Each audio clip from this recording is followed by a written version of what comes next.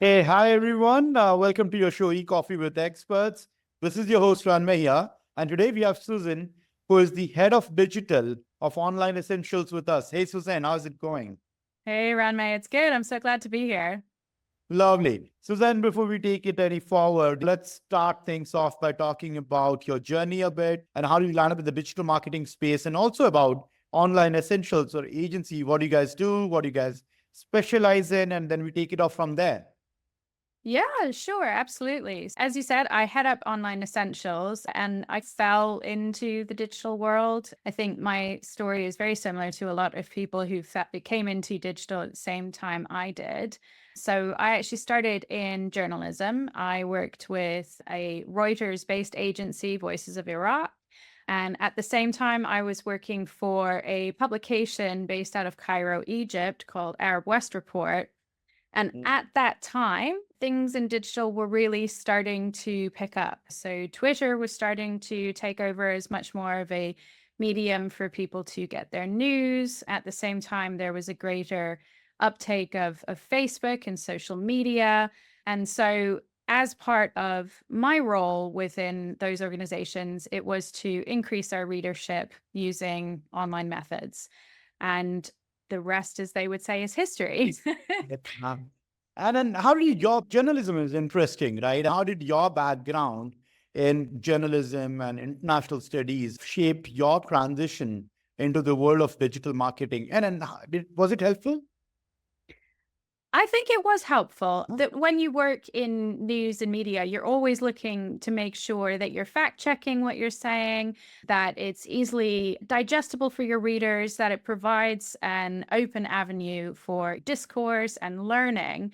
And I think digital marketing is very similar in that you need to make sure that you've got your groundwork done, you're standing on informed decisions, and you're speaking to your audience in a way that they can understand. And I think my background helped me translate that to the marketing environment. Absolutely. And you have been in this space for quite some time now, and you have seen enough summers and winters and algorithm updates and all of that, right? How your approach to marketing has evolved with the rapid changes in technology and consumer Mm. behavior and on all those Google updates every time it comes and then it shakes up the market, right? So, Yes. give us some insights on that. Yeah, I joke quite regularly with my wider team that you're just going to wake up one day and log into the Google Ads platform and it's going to be completely changed again because that just seems to be the reality. But I think it teaches you evolution. And if there's anything when it comes to digital, learning how to evolve and how to be proactive rather than reactive is a core skill set. So having worked in so many different iterations of technology as it evolves, first of all, it forces you to continue to evolve yourself. You have to continue to develop your skill set. You have to continually think outside the box and not only understand the new technology that's available to you, but also embrace it and use that to the benefit of your clients, your campaigns, and the platforms that you're using. I think, if anything, to take away from that, it is to embrace the change and evolve with the landscape. And even though we sit here now and say, is this still going to be an industry 5, 10 years from now? Will it look the same? It probably won't look the same, but we'll probably still be sitting here having a conversation about how evolution is such a fundamental part of the digital marketing journey. So, Yeah, talking about evolution and the future, while AI is already there, it was always there for that even before ChatGPT. But what is your take on this? Where are we heading with all of this AI and machine learning kicking mhm. in? I think we're heading into a world where marketers have a lot more decision-making capabilities at their fingertips. AI makes it much easier to digest big data sets, to pull out patterns out of those data sets, and I think it can help you create a more structured and defined ideal audience, if you will. AI is also going to be much better at digesting and absorbing patterns and helping you improve what it is that you're doing on a day-to-day basis. I use AI regularly. Again, I use it as part of data analysis, but also I use it almost as a training partner and a training tool, because it's a great way if you have a bit of a question when it comes to like tracking or setup or anything like that, and you get a bit stuck with a piece of code. It's almost like an extension of your team where you can harness such a huge powerhouse of knowledge and use it to benefit what it is that you're doing on that day. And then paid search is something that you have been doing for quite some time now. So what Yes. are your go-to strategies, Suzanne, for maximizing ROI? I think when it comes to paid, there's still no getting away from a core keyword set of strategies. That's been the go-to for many years since Google Ads first was conceived in terms of the single individual keywords to what now is longer phrase match, more search strings that are more likely to be searched by a user on their mobile. So for us, it's still very much getting into the mindset of what it is your consumers are searching and what pain points they need resolving, and answering that between the combination of long string keywords and closely defined ad copy. With that being said, there's no getting away from the fact that Google is also pushing us towards more of their smart-based campaigns. The other platforms are starting to do similar, where you have additional AI enhancements to your ad copy, to your images. And I think when you're looking at it from that perspective, it goes back more to your audience profile and really knowing what it is at the core that makes your audience tick and feeding that information into the algorithm. So it's a mutual approach, really. And paid advertising can be tricky, right? And it involves a lot of budgeting and funding from the client's end. So the trust factor becomes very important because if the results can vary and you cannot really guarantee it all the time. Yeah. I'm sure you'll be doing a brilliant job, but you cannot really guarantee a result. So Yeah. what are some of your strategies for building and maintaining that trust with your client, even if things go south with a couple of campaigns? And then if you could back it up with a real use case, maybe that'll be great.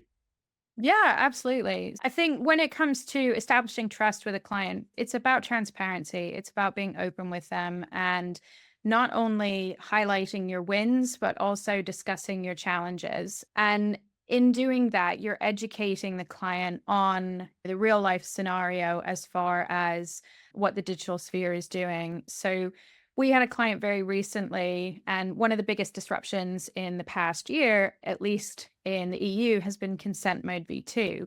And what the result of that was is we saw conversions in Google Ads dropped off quite significantly. And so from the top level perspective of the platform, it made it appear as though we were going from about 25 leads a month down to about 7 or 8 leads a month. So of course, from the client's perspective, they're sitting there thinking, performance has dropped off massively. What can I do? And in some scenarios, this would trigger, panic alert buttons. Like, this is a huge drop off in conversions. What's going on? And it turned out what was actually happening is with the traffic that was not being flagged as far as consent mode goes, it was being bucketed into unassigned or direct traffic in GA4. So it was throwing out all of the attribution journey.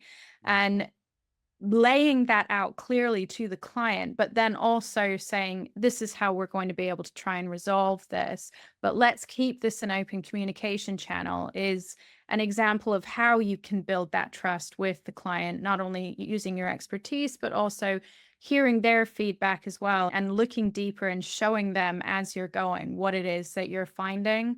So yeah, I think it's all about communication and transparency between yourself and the client and their wider organization as well.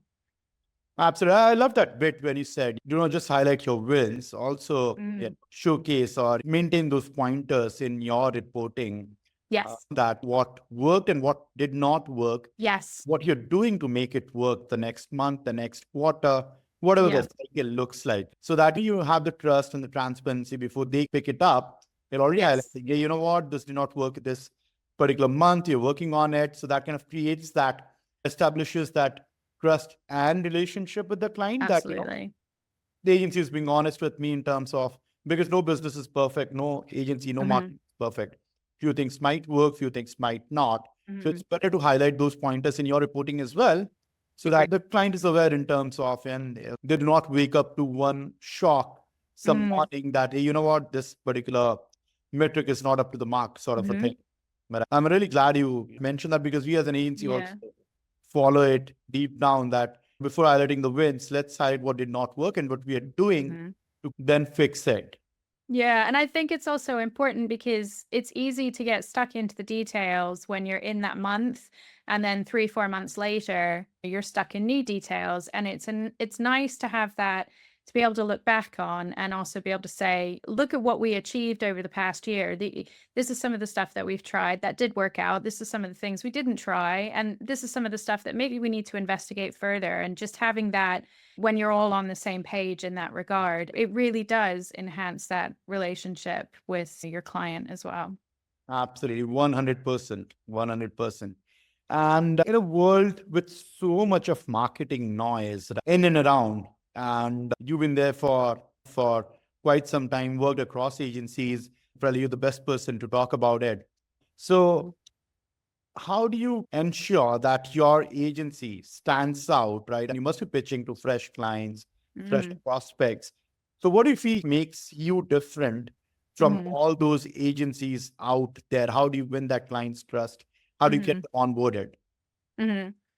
I think being authentic, being your authentic self is the best way to approach that situation, and also to understand that not everything's going to be a perfect fit, and Right. it's more important to find clients that align with your ethos and you align with theirs as well. And you do that in being authentic about your brand and positioning yourself authentically, and also by understanding again who your client's ideal consumer is, and can you again align with their goals and be authentic with them. Because in a world where you mentioned chat gpt earlier, in a world where chat gpt can spit out ad copy and headlines at the click of a button, Right. it's important to make sure that we're not all sounding AI generated. There is a person behind who you're speaking to, and that I think is the key thing for us.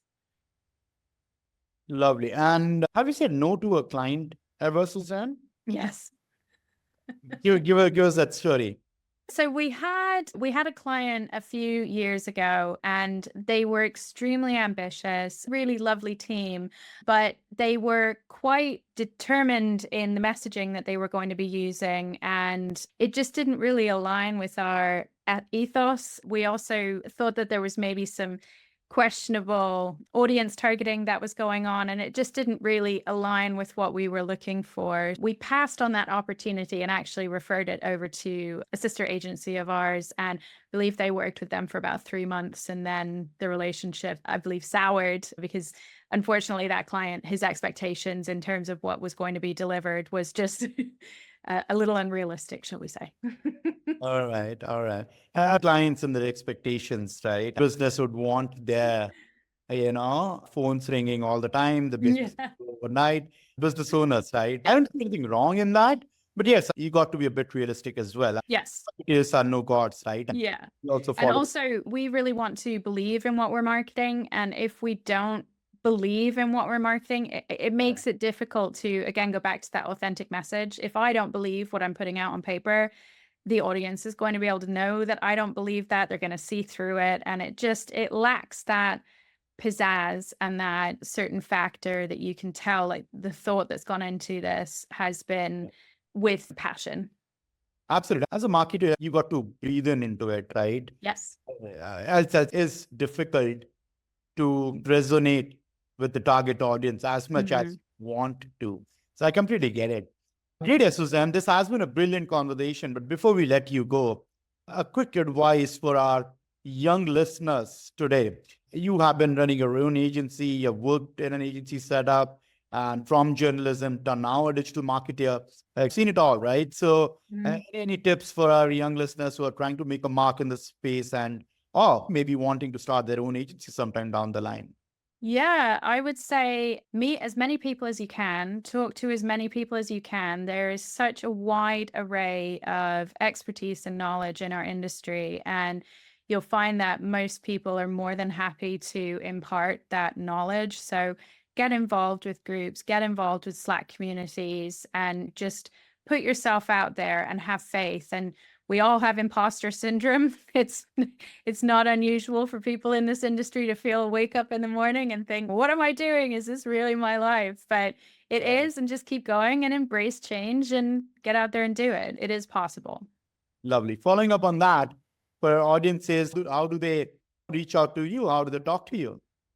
Yeah, you can always follow me on LinkedIn. I'd be happy to chat to anybody through LinkedIn, or you can visit our website and get in touch with us this way. But yeah, anybody that wants to reach out and have a communication, feel free. We're here to chat.